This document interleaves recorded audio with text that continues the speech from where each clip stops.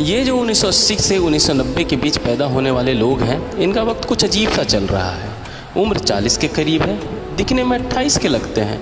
दिल अब भी खुद को 16 का समझता है, क्योंकि जवानी इनकी जाती नहीं और बुढ़ापा ये आने नहीं देते। लेकिन अंदर से एहसास ऐसे हैं जैसे 60 के हो गए हों। दिल आज भी ख्वाब देखता है, मगर जिस्म अब आराम मांगने लगा है। जिम्मेदारियां इतनी है जैसे सदियों का बोझ उठा रहा हो। ये वो नस्ल है जो बीच में पिस गई है, ना पूरी तरह जवान रह सकी, ना खुलकर बूढ़ी हो पाई।